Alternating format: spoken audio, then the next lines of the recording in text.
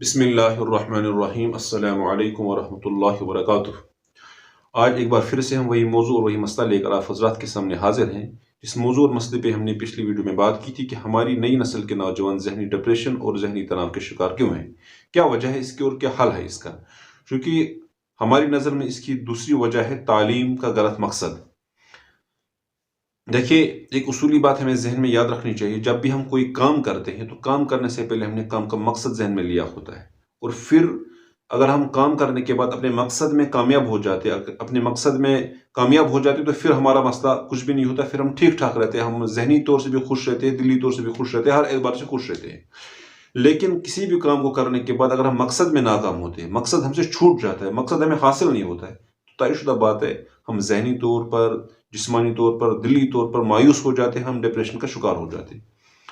तो तालीम का मकसद, जिस वक्त हम अपने बच्चों को तालीम देते हैं, हमारा मकसद और मकसूद क्या है और हमारा मकसद और मकसूद क्या होना चाहिए था।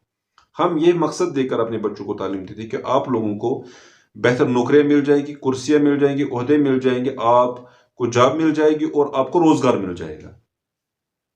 यही तस्वुर, यही तालीम का गलत तस्वुर हमारे बच्चों को जहनी तनाव में शिकार करने की एक वजह है, जहनी डिप्रेशन की एक वजह है।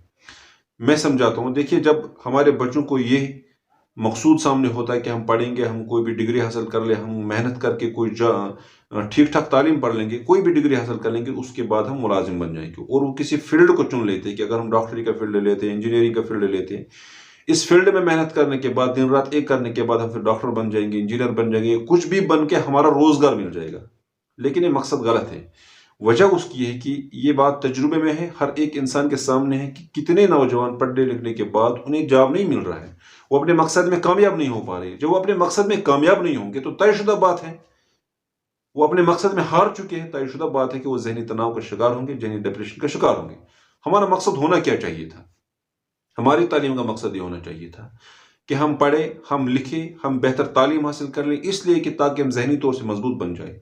हमारी क़ुव्वत, हमारे इरादे, हमारे क़ुव्वत और इरादों के अंदर पुख्तगी आ जाए, हम आसाबी तौर से मजबूत बन जाए, हम जहनी तौर से मजबूत बन जाए, हम इस कौम के लिए कुछ करने वाले बन जाए, हम अपनी सोसाइटी को अच्छा देने की कोशिश कर जाए, हम अपनी ज़ात को, अपनी फैमिली को, अपने बच्चों को, अपने इर्द गिर्द के माहौल को अच्छा करने की कोशिश करें। अगर हमारे तालीम का मकसद और मुद्दा ये होता है,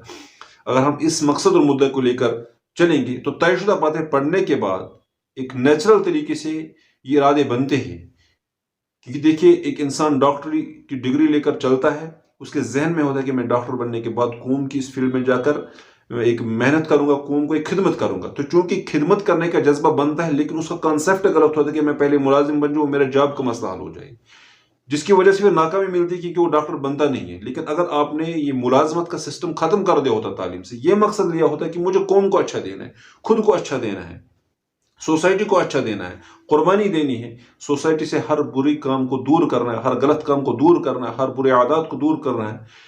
सोसाइटी के लिए अच्छा करना है, सोसाइटी को कुछ बेहतर देना है, तो तयशुदा बात इस मकसद में हम लाजमी तौर कामयाब हो जाते। कुल मिलाकर अगर हम तालीम को इस मकसद से पढ़ेंगे कि हमें कामयाबी मिल जाए, हमें जॉब मिल जाएगी, हमारा रोजगार इससे मिल जाएगा, तो हमारे बच्चे डिप्रेशन के शिकार होंगे, जिसका नतीजा बिल्कुल इस वक्त हर एक इंसान के सामने है कि हम तालीम पढ़ने के बाद अपने मकसद में कामयाब नहीं हो पाते हैं, हम डिग्रियां करने के बाद मुलाजिम नहीं बनते हैं, हमें जॉब नहीं मिलते, हम कुर्सियों पे फायज नहीं होते, नतीजा हम डिप्रेशन के शिकार होते हैं। हमें अफसोस होता है कि इतना वक्त, इतना माल, इतना पैसा,